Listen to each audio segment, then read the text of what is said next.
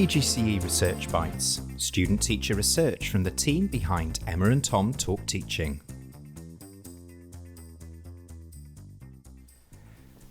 Hello and welcome back to PGCE Research Bites, which is where we share the very best student-teacher research from the Cardiff Partnership. And today I am joined by Peter Russell from PGC Primary. In fact, he's just finished PGC Primary and is a newly minted, newly qualified teacher and heading off into the profession. So congratulations for that. Thank you very much. And Peter's here to talk about his second assignment, in which he was asked to read up around a topic of interest, come up with an intervention and try and have an impact on the pupils in his classroom. So the obvious first question to ask you is, what was your topic and why did you choose it? So the topic was nice and simple. It was just engagement with Welsh. Looking at sort of motivation and just general engagement. Why I chose it is probably a little bit more, I don't want to give you like a potted life history or anything, but I sort of felt I missed out an opportunity myself with my Welsh education. And so I've always had quite a passion for it now as a learner, although only sort of 4 years in. And I just wanted to sort of understand why we often have this sense of disengagement within English medium with the Welsh language. And sort of start trying to sort of understand that, get behind it, and see if we can change it, obviously. So yeah, that was it. Yeah, and I mean, we never name our schools when we do assignments. That's one of our kind of ethical things, but we are able to say kind of where they are and what their catchment is like. And you were placed in a school in Torfaen, which for people watching who don't know the Welsh landscape very well is probably safely to say one of the most deprived parts of Wales. Indeed, in some places, one of the most deprived parts of Europe, I think, isn't it? Yes, definitely a challenging, from an economic point of view, quite disadvantaged. But also from a Welsh-speaking point of view, there's actually only one area of Wales that has a lower proportion of Welsh speakers as well. So you've got this perfect storm of sort of economic situations, which then can obviously disengage learners more broadly, and a very homogenous English-speaking sort of community as well. So yeah, it was a challenge, I think. So big challenges and a challenge that needed taking on. So first of all, you went and did some reading. So what did you turn up when you looked into the literature? I remember you saying in your assignment that on your specific topic there was very little, so you had to think a little bit outside the box with this one. Yeah, so surprisingly little. There's been some sort of government research into Welsh and how it's progressing within English medium. But in terms of specific second language sort of research, there's very little, none at all on the Welsh language. Which was surprising, but I mean, luckily there was a lot of just generic second language acquisition research. It was mostly based on English, which does pose a few problems in terms of taking that information and putting it into a Welsh context. Obviously, it's not the same situation. There are differences, so that was an issue. But I think a lot of the sort of key factors were transferable, so hopefully anyway. So having looked into the literature then, you were able to come up with an intervention idea for your class. So what was the plan? What were you going to do to get these pupils more engaged with the language? So there were a few things that cropped up with the research that sort of led me to a few intervention ideas. One of the sort of critical things that came up again and again through the reading was this sense of intrinsic and extrinsic motivation. So this idea that for learners to be sort of actually engaged, they need to be motivated, and that comes from two sources. So you've got the extrinsic motivation. That could be things like how you deliver the lesson, who their peers are, what their peers' attitudes are, what community they're from, these things that sort of influence them. And then you've got their intrinsic motivation, so their sense of self and place within society, the structure of the classroom, the school. And what was very clear through the sort of research was that intrinsic motivation, especially in the year group that I was working with, year 6, becomes massively important. Unfortunately, it's very hard to establish in a short period of time, so we had a few weeks to do an intervention. And so I sort of sidelined that briefly and looked at then the extrinsic motivation and how we could impact sort of very much the sort of low-hanging fruit of engagement. In terms of the actual interventions, initially what I did was I separated two groups out of the class that tried to be sort of representative of the class. So we had a higher achieving student, we had a student who was, how can I put this, more resistant to learning Welsh. We had a ALN student, and so it was trying to be representative. One group then was a control group, and the other group was then pupil voice. One of the key sort of factors that came up as having an impact on engagement was pupil voice. But to measure that separately was obviously going to be a challenge. So the one group then, the pupil voice group, was engaged with actually forming the interventions that I do. So I asked for their ideas, we fed back, we had discussion, and they actually came up with the ideas then, with some guidance, to what we were going to do, with the aspiration then of obviously looking at the impact that would have on their perception of their emotional engagement with the lessons. So yeah, that's how we came up with them. In terms of the interventions then I had, there was a lot of preference for physical activity, for practical tasks, for problem-based learning, for quite predictably ICT. So Minecraft was a very popular suggestion and things like that.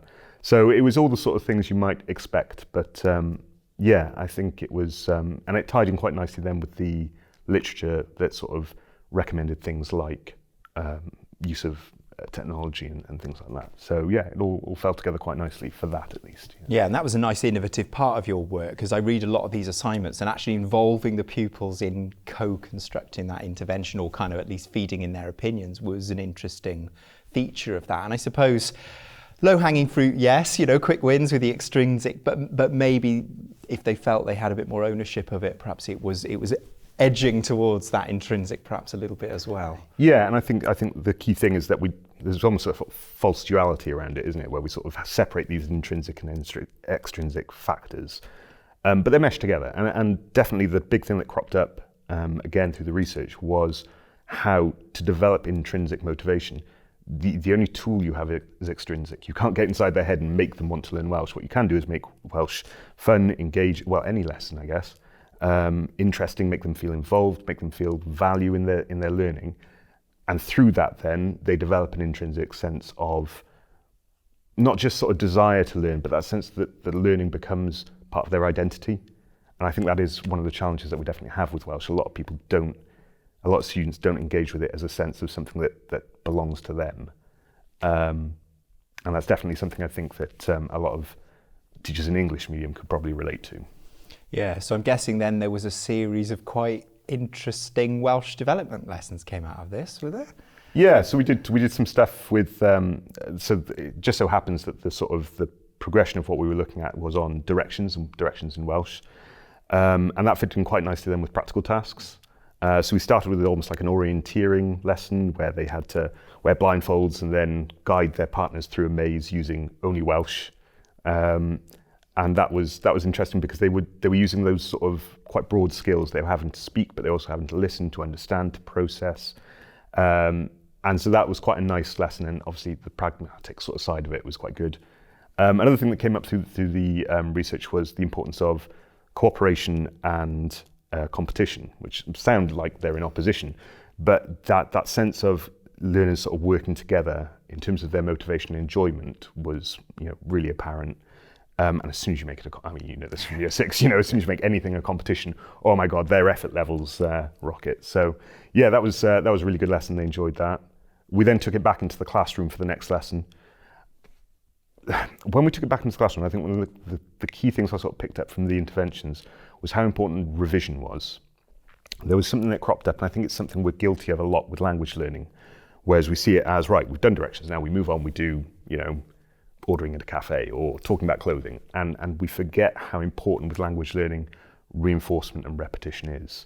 So I think that gentle nudging of ability further and further, rather than this blocks of learning, was definitely something that improved, I don't want to say motivations, more engagement in terms of that sense of progression. I think a lot of kids are disengaged from specifically language learning because they feel they're no good at it. I think, talking about intrinsic self and that sense of self again, if you feel you're bad at something, where's your motivation to try? And I feel sometimes we can be guilty. Can you imagine it in maths if we came in and said, right, today we're doing addition and tomorrow we're doing, standard deviation from a mean. The kids would instantly lose interest because there's no linear progression, there's no steps. So I think that was the thick thing. When we took back to the lesson, the very first thing we did was have a quick, fun revision of what they'd done, and then take that through then into a ICT lesson where we were using bbots and programming, and it was quite nice because it had the cross-curricular stuff in it as well, so that was good. And then this was all those sort of discrete interventions then were linked through an ongoing intervention, which was, I'm not sure if this is allowed to say, I don't want to endorsements or anything, but Duolingo. Yeah, okay. Which is, it does a lot of what we were just talking about in terms of that segmented progression of learning. It does a lot of the work for you. There's an initial assessment of their ability, that puts them on the appropriate level, and then the lessons take them through. So we had that as like a 10-minute intervention every day. Well, ideally every day. In practice, it didn't necessarily order, but and that consistent input of just very basic stuff, just things like getting their pronouns right and things like that. And I think they enjoyed it because there's that sense of achievement. There's that sense of, I complete 3 lessons, I get my 10 gems or whatever the process is. So there's that constant case of gradual progression and reward from it then. So yeah, I think that they respond very well to that as well. Yeah, and what I took from that as well that was really interesting is, this idea that if you just keep doing new stuff all the time, they're never going to feel like they can do anything. Yeah. You keep doing something new. It's a bit like my own subject being music. You often don't know how far you've come because you're always moving along. So that kind of consistent little intervention approach and going back and revisiting, I think, is a great takeaway for a lot of us, not just in Welsh development. Okay, so having done all of these really nice lessons, and they obviously sounded like they were loads of fun for the pupils, were you able to get some kind of sense of the impact that had on their actual Welsh development? Because obviously it's great that they had loads of fun, but did they actually get better at Welsh? So this is the thing. It's luckily my emphasis was on engagement rather than necessarily learning outcomes. Although I can't sort of pretend that wasn't important. And definitely long term, obviously education, they've got to learn stuff, haven't they? There was progress. So when we talk about engagement, we tend to talk about those 4 levels. So you've got emotional, you've got behavioural, you've got cognitive, and you've got social. Now, in terms of emotional sort of progression, in terms of the enjoyment, which is sort of the sort of standard proxy for measuring it, definitely 100%, very, very clear. We did I did a pre-interview, pre-intervention questionnaire, and then a post-intervention questionnaire with the same questions, and then it was very easy to just make those comparative sort of assessments. And in terms of emotional engagement, everybody was showing a marked increase, both in the pupil voice group and the sort of control group as well. In terms of sort of cognitive engagement, which is more the sort of whether they actually learnt more, it was quite hard to measure, again, because we're looking at quite a small time frame to doing it. So I'm afraid it's rather subjective. I definitely felt that because they had improved levels of emotional and behavioural engagement, that led then to improved retention of the information as well. So definitely in terms of getting each other around the mazes and not letting their bbots fall off the table, they managed and they were doing quite well. So yeah, what would be lovely is to have a longer time span. I think it's always the way with these sort of projects. You always want more data, more time. And I think had we had longer, it would have been much easier then to measure sort of actual learning through of the language itself, not just their engagement with it. Yeah, and it is a very, very short-term intervention, isn't it? And we said at the start, these were pupils that didn't even want to know about the language at the start. So an impact, definitely, if they were having fun. So thinking about your own practice now, because you're heading off into a glorious career as a teacher, what are you taking away from this piece of work that you've done? And it doesn't just have to be to do with the learning of Welsh, I suppose, more widely as a teacher. What has this given you to take into the profession now? Yeah, I think it is quite nice because I do sort of feel that a lot of the things that apply to Welsh apply more generically across teaching. So I think looking at sort of environmental sort of context, how you're setting the lessons. There's the sort of cliche of death by PowerPoint, isn't there? And I think that is a very easy trap to fall into, that importance of getting outside the classroom, changing the learning environment, changing the way we're learning, not just focused on a particular way of recording learning as well. Creating variety, essentially. It's with the best will in the world, you can have a very good lesson, but if it's the same lesson next week and the same lesson next week, the level of engagement, the level of interest from your learners is going to drop. So I think definitely, although it's maybe harder as a teacher, making sure that you're keeping things fresh and keeping things moving is important. I think also what we talked about before in terms of nudging, not pushing learners. I think we always talk about trying to extend learners and making sure we're pushing them, to I don't want to say the limits, but definitely making sure that they're having to, that they're not complacent, that they're not in their comfort zone. I think it can be taken too far, and I think as soon as you're pushing them too far, they lose that sense of success, they lose that sense of achievement. And again, if we're talking about that intrinsic motivation, which spans not just Welsh, but all subjects, I mean, notably, mathematics is notorious for, I'm not a maths person. And where does that come from? Well, it comes from that sense of disengagement because they feel they're not good at it. So making sure that we're nudging appropriately rather than shoving them off the cliff of learning, I think is probably, to extend the metaphor, a really useful thing to take forwards. Yeah. And thinking about your next steps, perhaps as someone who engages in this kind of close to practice research in the classroom, obviously we make the space for it in the PGCE programme. Next year you'll be, well, I hate to break it to you, teaching quite a few more lessons in a week than you have been this year. But where potentially do you see this as being relevant or useful moving forward? I mean, is this something you want to continue with? Have you got any ambitions in that area? In terms of specifically with this sort of project, or or any kind of research or further study, that kind of thing, yeah. So I think definitely I'd love more time to sort of get into this sort of area of engagement with Welsh. I think it's probably quite important. We've got that whole 1 million speakers by 2050, and the only way that's going to happen is if English medium schools produce more Welsh speakers. So I think I'd definitely like to look into this subject more and have the time to do it over maybe a year. It would be really interesting to see what impact these sort of strategies could have over a longer time period. I think more broadly, sort of small-scale research within school settings, I mean, the value is really obvious, especially when you get that sense of sort of collegial cooperation as well. So, the stuff I find out, if I do something on, say, Welsh, I can share with other people, and they can be doing research on, mathematics, on, well-being, whatever it is. And if we're all sharing this within a school environment, you're getting that sense of best practice constantly reinforced, and not just reinforced, but evolved. There's that sense of every school being sort of its own environment. Although national level studies and stuff are obviously important, your individual context within the school you're in is going to have a massive impact on how you can best serve those learners. So small scale research, I think, isn't just sort of useful from professional development point of view, but in terms of best catering to their learning, you've got like a massive advantage if you are there with them, if that makes sense.